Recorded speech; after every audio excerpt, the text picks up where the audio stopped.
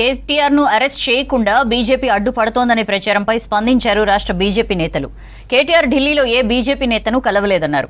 మూసీ తీరంలో బస చేయాలని సీఎం రేవంత్ రెడ్డి సవాల్ను స్వీకరిస్తున్నామన్నారు కమలం నేతలు. ఒకరోజు తప్పకుండా మూసీ పరివాహక ప్రాంతాల్లో నిద్రిస్తామన్నారు. డబ్బులు దోచుకోవడానికే మూసీ సుందరీకరణ అంటున్నారన్నారు నేతలు. నోటి మాటతోనే వక్ఫ్ బోర్డు పేరుపై భూ ఆక్రమణ జరిగిందన్నారు నేతలు.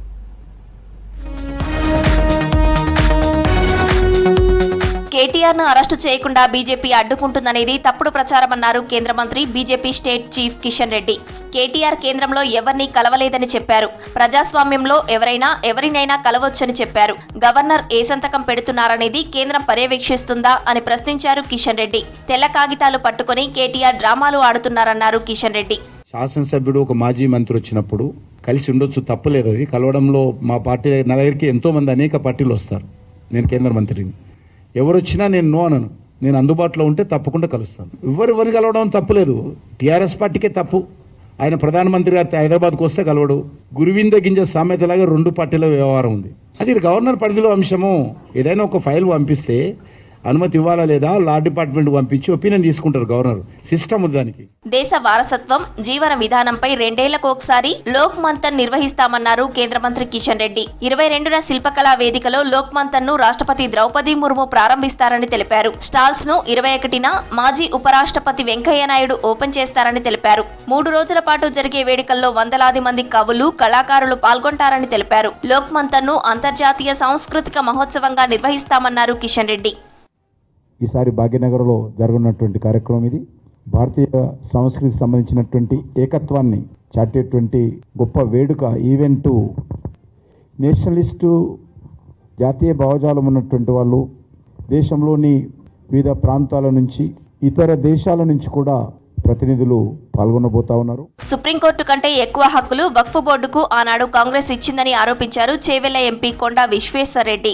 ఈ చట్టం రాజ్యాంగానికి, సెక్యులర్ స్ఫూర్తికి వ్యతిరేకమని చెప్పారు. నోటి మాటతోనే వక్ఫ్ బోర్డు పేరు మీద భూముల ఆక్రమణ జరిగిందన్నారు విశ్వేశ్వరరెడ్డి. శీతాకాల సమావేశాల్లో వక్ఫ్ బోర్డు సవరణ చట్టం అమల్లోకి రాబోతోందన్నారు. ఇది సవరణ చేయకుంటే ఇష్టం ఉన్నట్టు 400 ఏళ్ల కింద ఈయన నోటి మాటతోటి నాకు ఇచ్చిండు వక్ఫ్ భూమి, ఈ భూమి నాదంటే ఎవ్వరు కూడా అడ్డం రాలేదు. ఎవ్వరు కూడా భారతదేశం ప్రజలను రక్షించలేరు. రైతు ఉండొచ్చు, లేకుంటే మీ సొంత ఇల్లు ఉండొచ్చు, లేకుంటే గుడి ఉండొచ్చు, లేకుంటే ఇంకేదో చర్చ్ ఉండొచ్చు, లేకుంటే ఏదన్నా ఉండొచ్చు, కానీ దానికంటే ఎక్కువ. ముఖ్యమంత్రి రేవంత్ రెడ్డి సవాల్ను బీజేపీ స్వీకరిస్తోందన్నారు బీజేపీ రాష్ట్ర ప్రధాన కార్యదర్శి కాసం వెంకటేశ్వర్లు. మూసీ పరివాహక ప్రాంతాల్లో ఒకరోజు ముఖ్య నేతలు బస చేసి అక్కడి ప్రజలకు మనోధైర్యం కల్పిస్తామన్నారు. రేపు సాయంత్రం 4 గంటల నుంచి మరుసటి రోజు అల్పాహారం వరకు అక్కడి ప్రజలతో మమేకం అవుతామన్నారు. 20 బస్తీల్లో 20 మంది ముఖ్య నేతలు రాత్రి బస చేస్తారని తెలిపారు కాసం. మీ ఛాలెంజ్ని మేము స్వీకరిస్తా ఉన్నాం. ఎట్టి పరిస్థితుల్లో కూడా మూసీ పక్కకున్నటువంటి పేద ప్రజల ఇండ్లని కూలగొట్టనీయం. మీ ప్రణాళిక ఏంది, మీ డిపిఆర్ ఏంది, అసలు మీరు ఏం చేస్తూ ఉన్నారు, ఏం చేయాలనుకుంటున్నారు, సమగ్రమైనటువంటి నివేదిక బయట పెట్టాలా.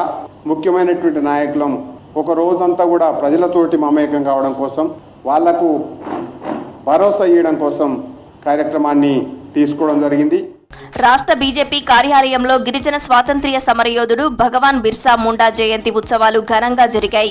మహనీయుని చిత్రపటానికి నివాళులు అర్పించారు బీజేపీ నేతలు, కార్యకర్తలు. ఆదివాసీల అస్తిత్వం, జీవన స్థితిగతుల కోసం పోరాటం చేసిన గొప్ప నాయకుడని గుర్తు చేసుకున్నారు.